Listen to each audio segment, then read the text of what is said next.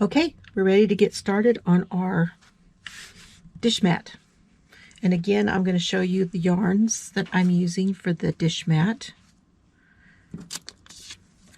Now, this dish mat is going to be 13 by 23. And I'm going to let you know what the stitches and everything are so you can make yours whatever size that you want it to be. And I'm doing it in purples for Chelsea. So the first yarn I've got here is this one, which is Knit Picks yarn. It's their worsted weight comfy, 109 yards. It's the color lilac. This is 75% Pima cotton and 25% acrylic. Okay, and then the next one I have is this one, which is a lighter lilac color, and this one is by Willow Yarns, and I believe they call this Sudsy, if I'm not mistaken. I can't tell you how many yards are in that one. This one is Lion Brand's Re-Up,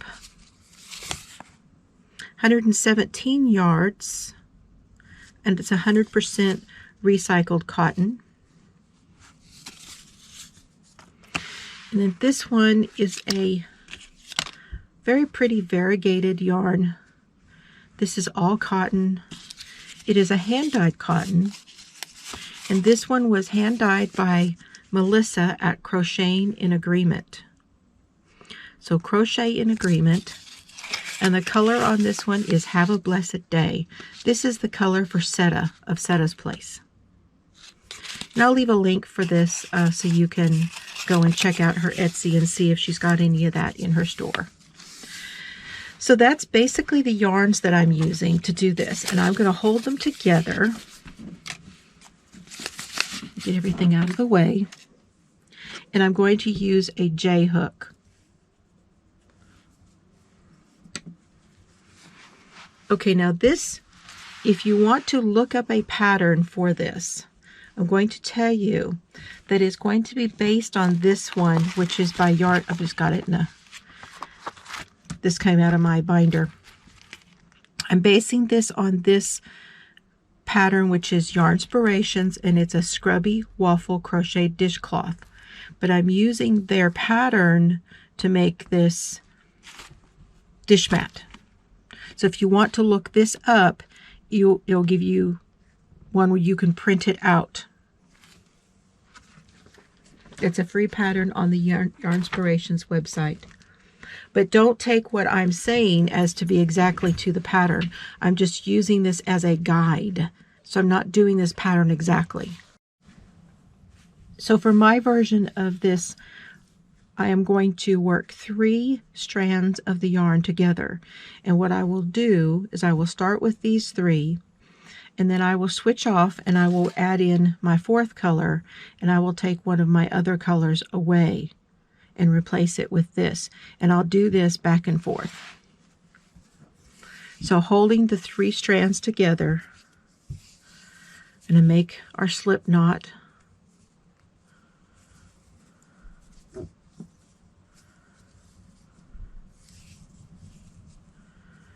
And chaining loosely.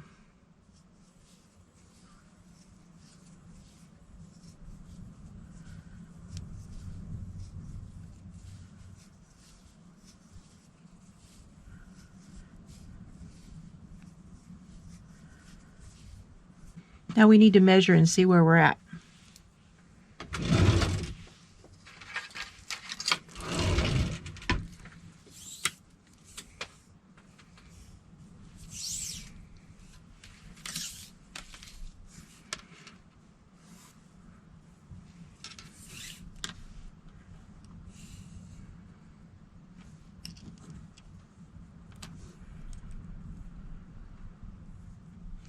So that is pretty close. Right now it is just over 13, so 13 and a half. And that is, I'm doing this exactly to what they said, which was 41. So I'm going to leave it at that because it's got me my 13 that I want it to be. Okay, so I will work it work this until I have 23 inches that way. All right, so now we are going to do a double crochet in the 4th chain from the hook. So 1, 2, 3, 4. So yarn over and double crochet. And now we're going to do a double crochet in each stitch all the way across. And when you get to the other end, you should have 39 stitches, including your chain on the end. So just double crochet.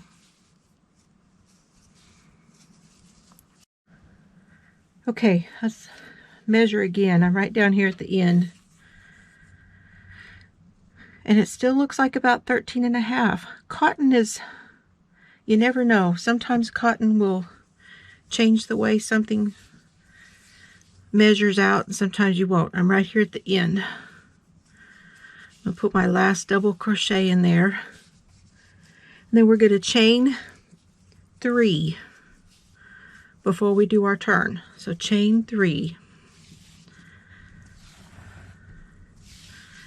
And yeah, it looks like it's right about that 13 and a half. Yep, so we are good. I won't need that again until I get all the way up. So that was row 1. Double crochet in the 4th chain from the hook and all the way across to the end. And I chained 41 inches to start. I chained 41 chains to start. So for row 2, our chain acts as our first double crochet. Now we're going to do a front post around this the next stitch. So we're going to yarn over. We're going to go between the first 2 stitches below. So this is our working upper edge that we usually work. We're down here where the post of that is. We're going to stick the needle in between those 2 stitches and behind it, and come out the other side in between the other 2 stitches, yarn over, pull up that loop. Now finish our double crochet. Go through 2, yarn over, go through 2. That is our front post double crochet, where it all sits right in the front. Now we're going to yarn over, and we're going to do a back post on the next 3 stitches. So we're going to turn it over, and we're going to insert our hook between the 2 stitches, and then out underneath it and out the other side of that post. Grab our yarn, go through 2, go through 2. Now we did that in the back. I'm going to show you again. Yarn over. Now we're going to do it behind this next one. So see, here is our back post there. All I'm doing is turning the work over like that and working the same kind of thing I was doing a second ago, except back here. Yarn over and pull it through. Yarn over, pull through 2. Yarn over, pull through 2. Now the next stitch right here.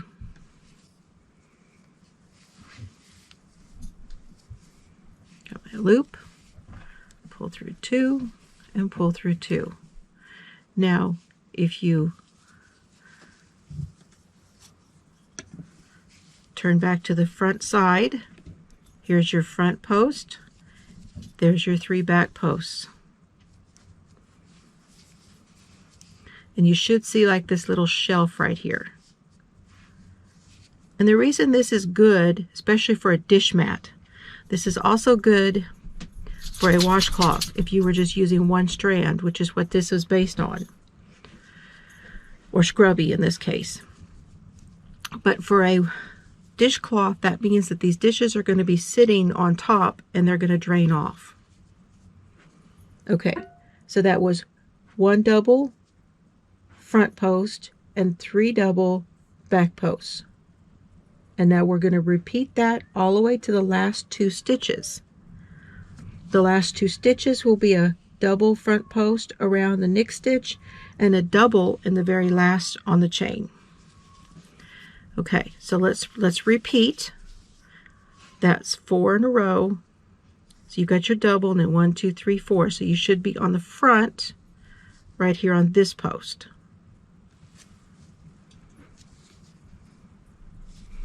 So yarn over. Now we're going to come to the front.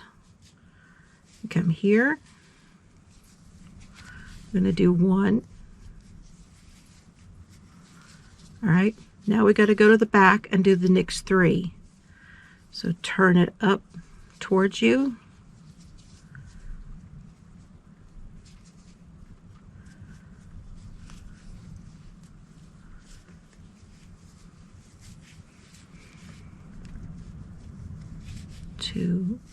Two. Grab this next one. 2, 2. Got one more.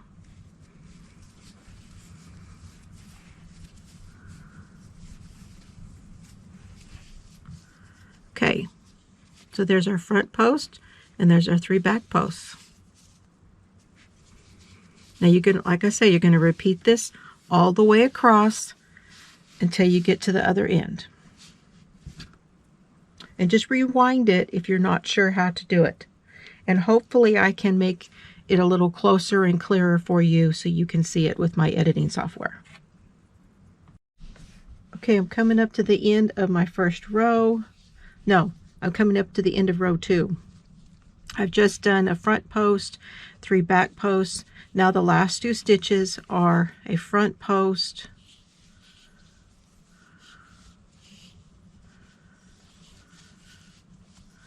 and then we're going to do a double crochet in the top of that chain.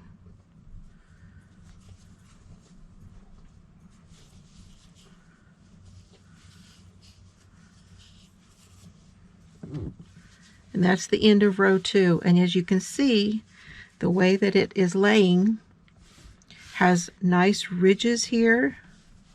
Here's the back side.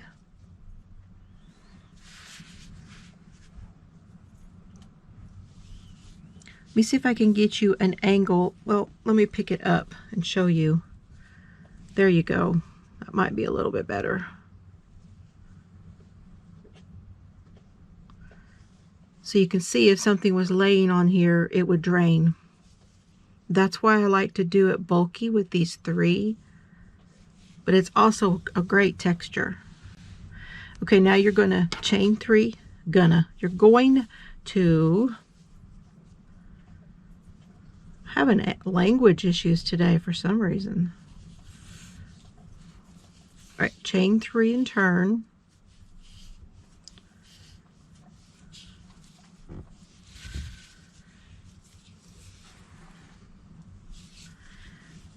And we're going to work row 3, and then in order to work the pattern, you're going to work row 2 and row 3 for the entire pattern.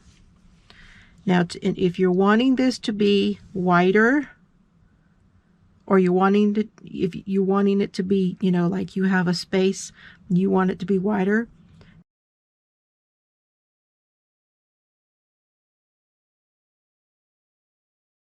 Okay, so row number 2. Sorry, row number 3, row number 2 of the pattern. Row 2 and 3 are the pattern. So row number 3. Chain 3, that's your first double crochet. Now we're going to double crochet back post around this next stitch. So see, this was a front post here. And we're going to back post it. So we're going to come over here. We're going to get up under that one that we already previously did. And do a back post. Now these next 3, we're going to double crochet in those. No posting, just double crochet right into the top of them.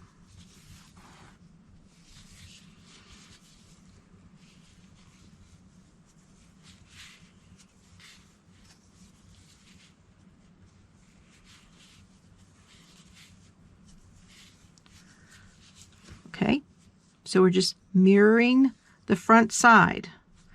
So we're going to do another back post double crochet around this one, which is the front post on this side. So back post,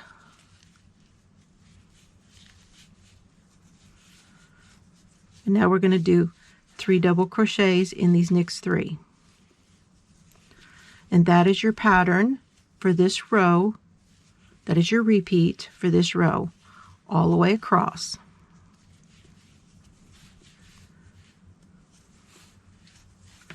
Until you get to the other end. When you get to the last one, you'll wind up doing the back post, and then you'll do a double crochet in the top of the chain. That is it, and I will finish this row and I'll come right back, and then I will tell you how I plan to do mine. Okay, coming up to the end of row 3, I'm going to do a back post,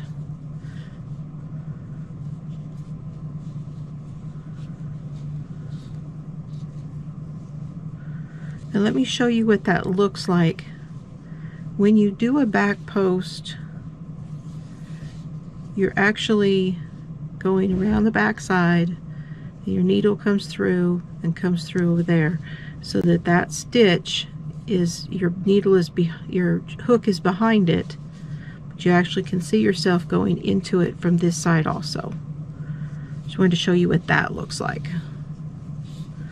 Okay, now do a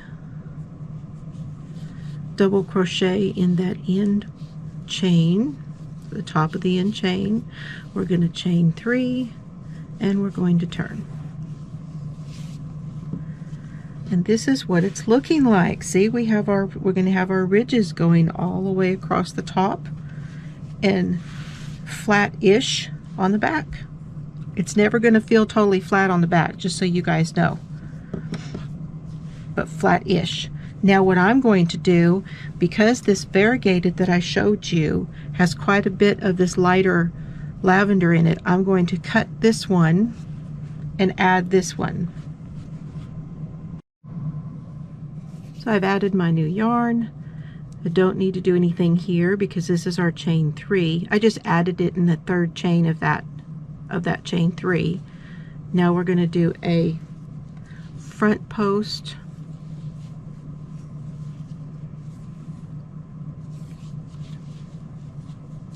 and we're repeating row 2. So back post of the next 3,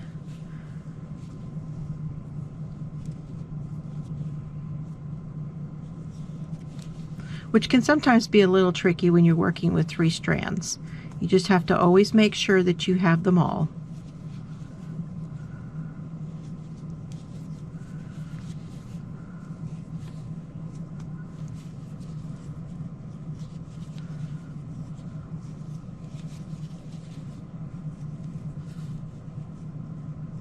And then I will do a front post again, and so on and so forth. And it looks like this is going to darken it up just a little bit.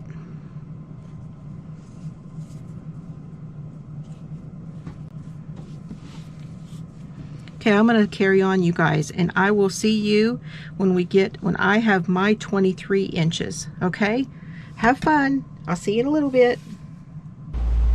Okay, you guys, here it is, all finished.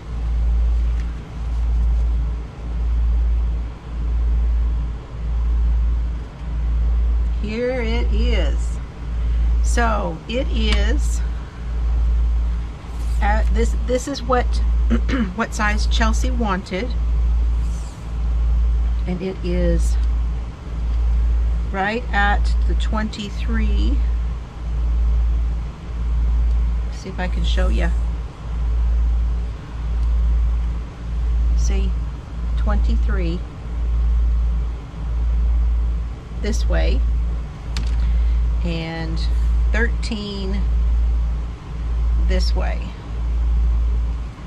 13 that direction, because that's the way, that's the size of Chelsea's counter, what is on the edge of her sink. So next to her sink on the right side, there's a area that is 13 by 23, and that's where she wants to put this. Now, I did have to change up colors quite a bit because I ran out of the Bless Your Heart, is it Bless Your Heart, the Setta's color from Crocheting in Agreement. I think I ran out of that. I think that's what it's called, and I ran out of it. I also went through a full ball of the Re-Up, the white one that I was using. I also ran out of that light, this light lavender color cotton. It was like a willow. So I started up with Brava worsted in like a speckled color here, and then I got that box from Crystal from Bag O' Day, the mystery box, and in it there was a package of the Scrubby Smoothie in a lavender, and I started adding that in with another set of white cotton. So I went through quite a bit of my cotton to do this, which is fantastic, because now I want to make some, and I'm really kind of thinking I'm going to make them similar in size to this, and I want to make 2 of them for the boys to go underneath their dog dishes. So Sailor, I could make one for Sailor though. He has his own special dish though, but I want to make one probably in blues or something like that for Cerberus and Duke to go underneath their dishes, because right now I've got those like oval rugs under there and they're kind of hard to wash. This would be a whole lot easier to wash. Another idea would be if you just wanted to make it as a rug to put, you know, for you to step out on. It is not soft, but it would be great and cushy and absorbent to go, especially if you did all cotton. And that would go great in front of your shower. Make one the size to go there. And it would be great if you had shower doors, because you could hook this right over the handle for your shower door and let it dry out. Of course, it'd be fantastic as a dish mat. You getting my drift, or do I need to keep snowing? This application would make, and of course you definitely could make it into a washcloth and not do the like not do 3 of them. You could just do 1 and make it into a washcloth or a dishcloth. So it's a great pattern. I really like it. I really like it. And now I can get this off to Chelsea. And I thank you guys for watching. I hope you enjoyed this little tutorial, and have fun today. You guys, I'll see you on the next one. Bye everybody.